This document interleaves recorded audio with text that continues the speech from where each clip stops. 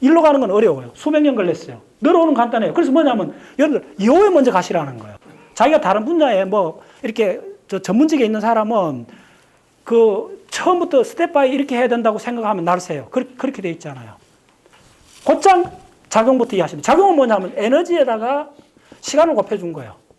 그럼 작용이 바로 뭐냐? 작용의 구체적인 물리량이 뭐냐면, 자, 연필 놓고, 자, 숨죽이고, 연필 놓고. 작용을 나타내는 단위는 딱 하나밖에 없다 생각하시면 돼요. 작용이 바로 뭐냐면 H요. 그래서 이 공식에 양자세기 들어오면서 왜 H가 붙는지 이해하셔야 돼요. 이게 바로 작용의 단위이기 때문에 그래요. 자, 그럼 작용인지 보여드릴까요? 여기에, 자, 작용은 단위가 어떻게 되느냐 하면 에너지 곱하기 시간이라고 그랬죠. 자, 보여줄게요. 작용의 대표적인 게 프랑크 상수예요. 프랑크 상수 6.63 곱하기 10의 마이너스 34성 줄 세크로 돼 있어요. 줄이 에너지잖아요. 세크가 시간이잖아요. 그러면 H만 하면 다 한다는 거예요. 됐죠?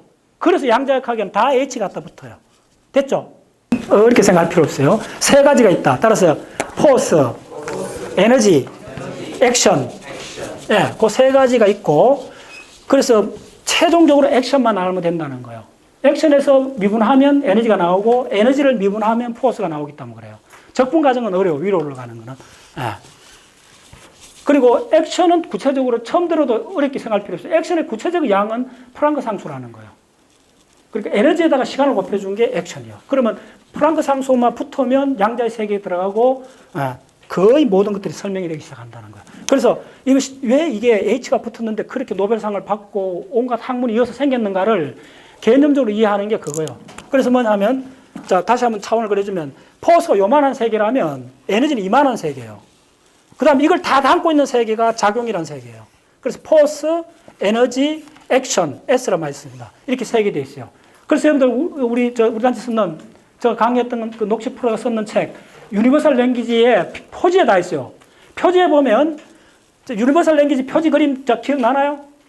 표지에 다 있는데, 그거 모르겠네. 우리 선생님 갖고 오셨습니까? 예, 우리 선생님, 자, 다시 한번. 우리 선생님. 그래, 한번 끄잡아 내보세요. 그 다음에 그 표지에, 자, 그 표지에 있는, 자, 보세요. 표지에 가운데 가장 크게 써 있는 문자가 뭐예요? 가운데 가장 크게, 다른 거는 적게 썼어요. 델타 S 이퀄 제로가 되어 있어요. 이때 이게 S가 작용입니다. 무슨 말이세요? 델타는 뭐냐면 작용의 미소 비언입니다. 이게 다른 말로 이 중에 하나 원리가 페르마의 원리입니다. 따라서 최소 작용의 원칙. 예. 이걸 중심으로 해서 자연과학이 성립돼서 양자역학 입장으로 다 이걸 중심으로 시작되는 거예요. 그 뭐냐면 작용을 최소화하는 것이 뭐냐? 자연의 법칙이라는 거예요. 자연과학에서 가장 위대한 법칙이 하나요. 그 속에 소위 일반 상대성 이론도 들어가는 가장 지구한 자연의 법칙이 있어요. 그게 뭐냐면 최소 작용의 법칙이에요. 그것을 곧장 일반 상대성 이론 다른 많은 방정식도 유도해 나와요. 이게 최소 작용의 법칙이에요. 그래서 내가 책 디자인할 때 다른 본부 그 중요한 공식들 다 쪼매나게 적고 가운데 델타 S 이퀄 제로 딱 둔 거예요. 여기서 다 유도돼 나와요. 자, 이해했어요? 이게 S의 세계예요.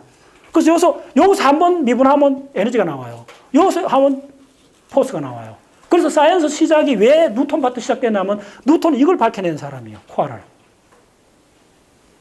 그리고 이렇게 한 거예요. 그래서 에너지 세계에서는 그래서 요 과정을 잘 그 그림 그려놔야 돼요. 이거 박자서 로그를 만들면 됐어요. 이걸 갖고. 하도 이어서 생물학이고 뭐 DNA 학문이고 다 이어서 나온 거예요. 무슨 말이었어요? 네.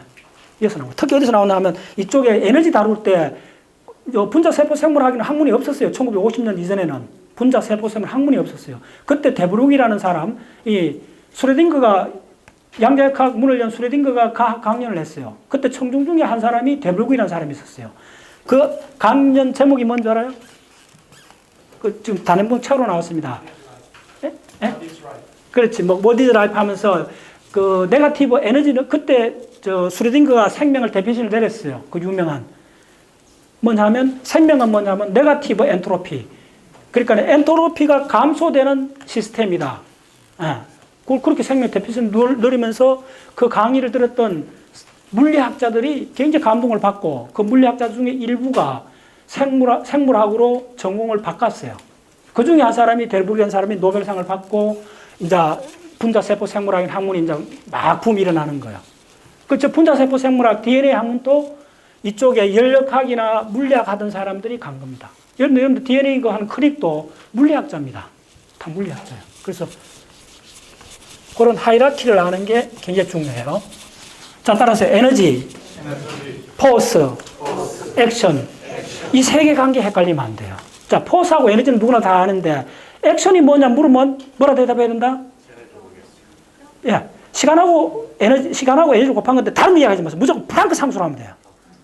앞으로 액션이 뭐냐 처음 들어도 모르잖아요. 모른다 하지 말고 프랑크 상수로 하면 돼요. 그러면 이제 여러분들이 프랑크 상수 하나를 통해 갖고 왜 자연의 비밀을 원자의 세계를 다 이해했는가를 이해하게 되는 거예요. 그게 바로 프랑크 상수가 액션 차원이기 때문에 그래요. 모든 걸 담고 있는 차원이기 때문에 그래요. 그래서 프랑크 상수만 이해하시면 다 알아요. 그래서 프랑크 상수를 측정해 갖고 노벨상 받고 아인슈타인이 노벨상 받은 것도 프랑크 상수 때문에 받았습니다. 다시 한번 얘기해 볼게요. 일반 상대성인과가 받은 거 아닙니다. 아인슈타인이 노벨상 받은 건 이겁니다. E = 하뉴 이거요. 따라서 프랑크 상수. 예, 드브로이가 노벨상 받은 것도 뭐 때문에 받았나 하면 이렇게 해서 받았어요. 자, 따라서 프랑크 상수. 왜 이 간단한 수식에도 노벨상을 줬을까요? 완전 이걸로 통해 새로운 학문이 시작된 거예요. 근데 이거 다 보면, 이거 보시면, 이건 주파수잖아요? 주파수는 다 아는 개념인데, 왜 이게 이렇게 놀라우냐 하면, 프랑크 상수를 곱했다는 거예요. 자, 다시 한번. 그 다음에, 이거는 파장이잖아요? 파장인데 왜 이렇게 놀라우냐 하면, 이거 프랑크 상수를 곱했다는 거예요. 있다는 거예요. 자, 따라 프랑크 상수. 자, 프랑크 상수는 뭐다? 액션이다. 오늘 또 그거만 하고 있어요. 다른 잡다한 생각하지 마세요. 입자 물리학이 어떻고 상상하지 말고 직접적으로 하나를 그게 뭐라고 이야기해 줘야 돼요. 자, 액션이 뭐다? 예, 됐어요. 박사님들 어디 누가 물으면 액션이 뭐냐 하면 나 그거 잘 몰라. 개념 모르지만 액션이 바로 구체적인 얘가 프랑크 상수야라고 하면 그 사람 90점이에요. 이제 그렇게 보면 여기 왜 프랑크 상수? 자, 따라서 프랑크 상수. 자, 요건 또 알죠? 요거는 요렇게 된 것도 물으면 안 돼요. 이 정도는 알아야 돼요. 계산을 간단하게 위해서 이렇게 한 거예요. 2파이로 나눠준 거예요. 그러면 2파이 붙었다면 이게 다 뭐다? 원운동에서 나왔다. 이렇게 생각하면 돼요. 모든 건 원운동이에요. 따라서 또 하나. 모든 건 원운동이다. 다 끝났어요, 여러분들. 자연과학에서 몇 가지 없어요. 플라토니즘, 아이디얼리즘, 원운동, 그거 하나. 그 다음에 양자의 세계는 프랑크 상수. 그 다음에 포스, 에너지, 액션 개념만 분명히 하시면 여러분들 대학 교수보다 더 나아요. 물리학에서는. 그거 흔들리면 안 돼요. 그다음에 잡다한 질문하지 말고 잡다한 생각하지 말라고요. 내가 대부분 잡다한 생각을 해갖고 본질을 자꾸 놓쳐. 그거밖에 없다는 걸 이 세계는 이거밖에 없어요.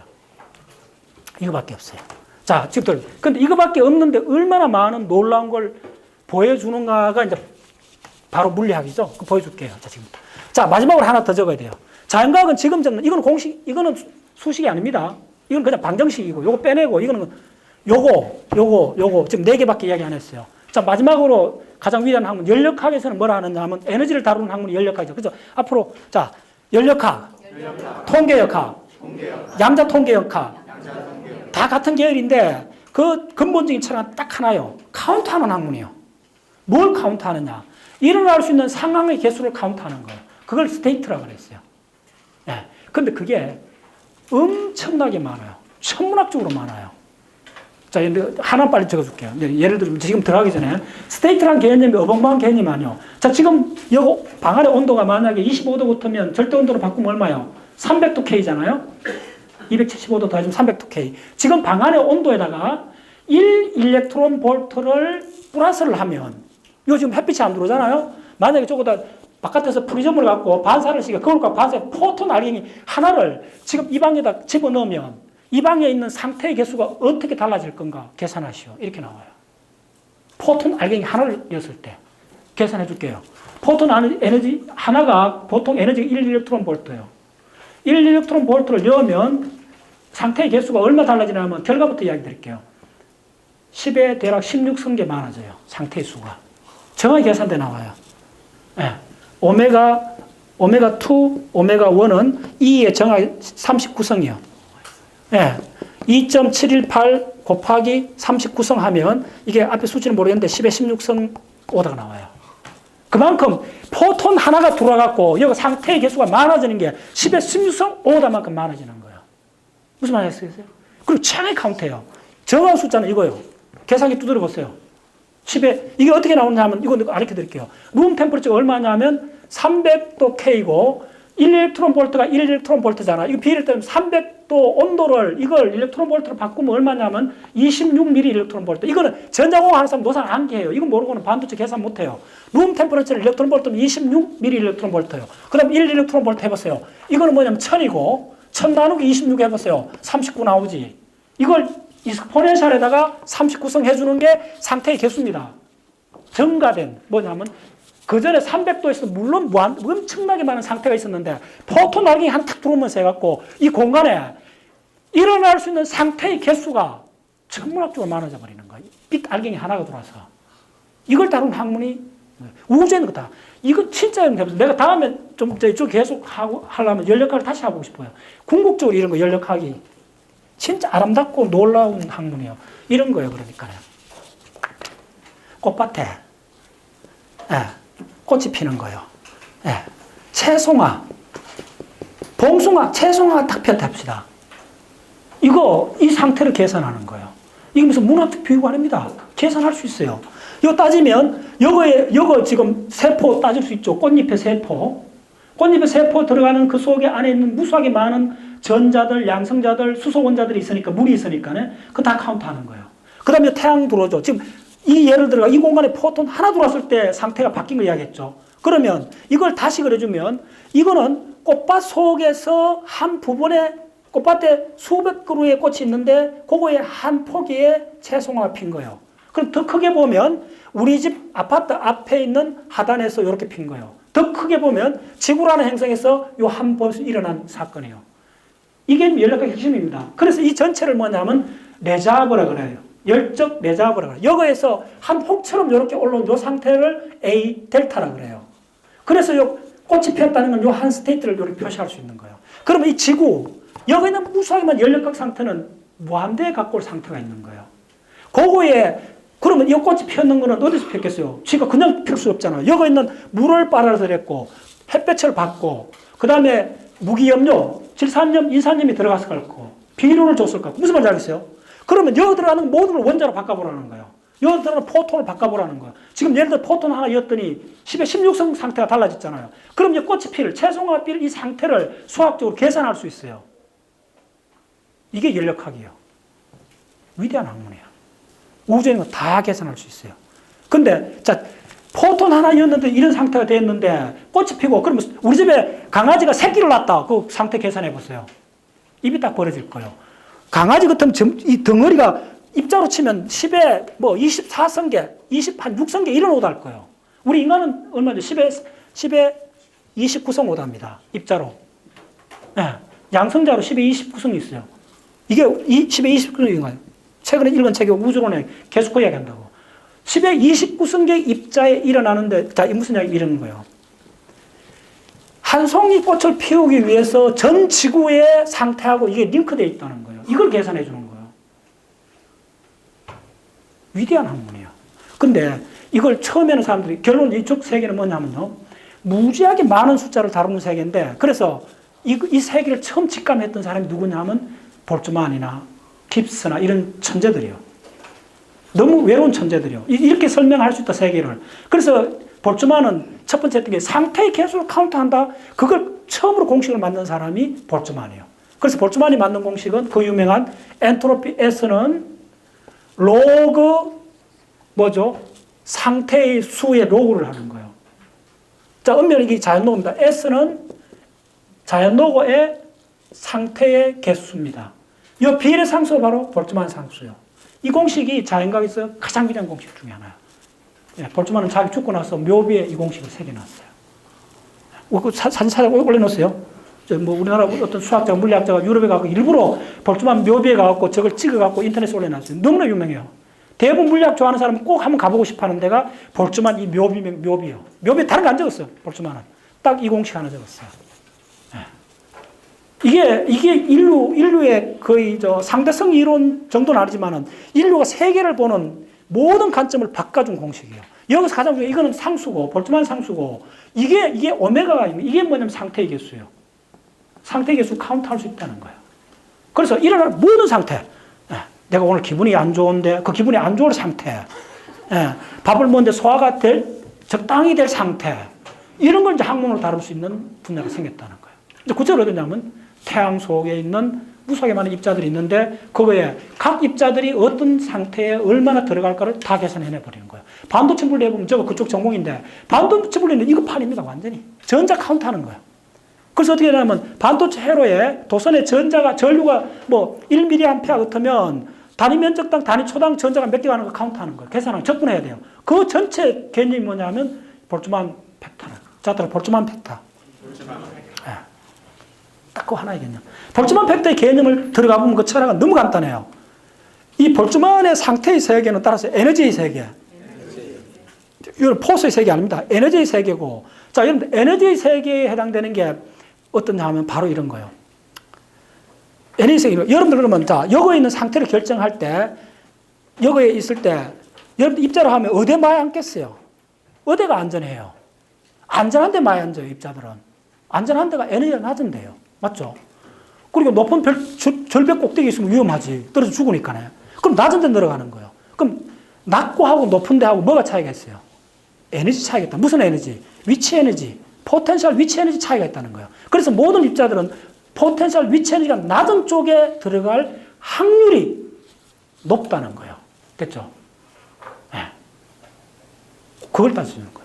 자, 다시 한번. 이거 잘 들어오시는 모르겠다. 자, 우리가 일어나는 상태가 세상이 어떤 꼴로 일어나요? 그 이야기예요. 이쪽 학문은. 어떤 거냐. 여러분들, 자, 일요일 날 박자씨 와서 강의 안 들으면 뭘 하겠어요? 가장 근접한 상태는 이야기 드릴까요? 예. TV 해갖고 야구 중계를 보든지 소파에 앉지도 안 하고 대충 누워있든지 잠옷바람으로 어슬렁거리든지 그러다가 이렇게 앉다가 누워있는 이 상태가 가장 높잖아요. 가장 많잖아요. 확률이. 그럼 왜 그럴까요? 그렇죠. 정답. 근데 왜 편할까요? 물으면. 에너지를 안 쓰기 때문에 그래요. 그것은 에너지가 미니멈 상태예요. 이게 자연과학의 첫 번째로 오요. 그게 연력학의 본질이에요. 그것만 이해하시면 돼요. 그러면 성공하는 사람이 왜 그렇게 적지? 에베레스트 꼭대기 올라간 사람이 왜 그렇게 적지? 왜 그럴까요? 그렇죠. 자, 이 연력학에서 상태라는 거는 무슨 상태냐면 따라서 에너지 상태. 됐죠? 포톤 하나 들어갈까 계산해낸 거죠. 포톤이 갖는 에너지를 온도로 바꿨잖아. 미리볼트로 바꿨잖아. 자, 에너지 상태. 그러니까 우주의 일반 상태는 전부 에너지를 다룬다 그랬죠. 다시 한번 따라서 포스, 에너지, 액션. 그래서 연력학은 에너지의 상태를 따져주는 거예요. 무슨 말 알겠어요? 네. 다 끝났어, 연력학. 근데 그러면 에너지가 가장 낮다는 말은 뒤집으면 또 무슨 말이냐면 일요일날 비디오값 찍어보면 어떤 사람이 어떤 상태에 가장 많이 있느냐 하면 소파에 누웠거나 앉아서 텔레비 보고 있는 상태에 가장 많다는 거예요. 그 상태의 수가 가장 많다는 거예요. 상태의 수가 많다는 게 일어날 확률이 높다는 거예요. 됐죠? 그래서 상태의 수하고 확률은 같은 현상이라는 거예요. 그래서 끝나버려요. 그래서 확률로 넘어가 버려요. 상태의 수가 확률로 내려가면서 모든 계산이 자동적으로 다 돼버려요. 그래서 모든 확률을 따져주는 거예요. 자, 에베레스트 꼭대기 올라갈 확률 높아요, 낮아요? 낮죠. 그 상태 거의 없는 거예요. 그래서 여러분들 가장 상태가 개수가 가장 적은 게 뭐냐 하면요. 절대온도 K 0도예요. 절대온도 0도는 상태가 딱 하나요. 엔트로피가 가장 낮은 거예요. 엔트로피 제로예요. 엔트로피 제로란 말은 뭐냐 하면 자, 엔트로피 제로 이 공식이야. 자, 상태가 딱 하나밖에 없을 때 에베레스트 꼭대기 올라간 거. 자, 예를 들면 우리나라 대통령 되는 거는 5천만 명 중에 한 명밖에 없잖아요. 그게 상태가 딱 하나밖에 없잖아요. 그 상태는. 이제 상태란 말 정해야 하시네. 대통령 상태는 딱 하나밖에 없어요. 그럼 오메가 1이에요, 상태가. 이러면 노고 1은 얼마예요? 제로예요. 그럼 얼마예요? 상태, 엔트로피 제로예요. 정확히 어디 있느냐? 있어요. 그런 시스템이. 절대 온도 0도 K 때, 딱 그 하나밖에 없어요. 이게 연력학 제4법칙인가 법칙에 들어가요, 이게.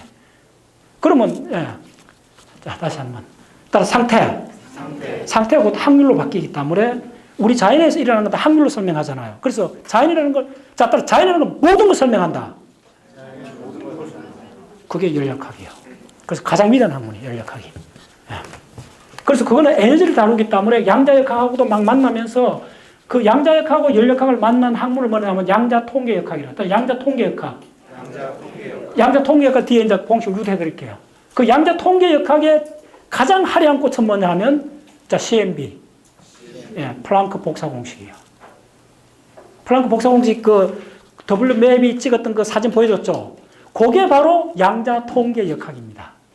예. 그 연력학의 양자 상태의 연력학입니다.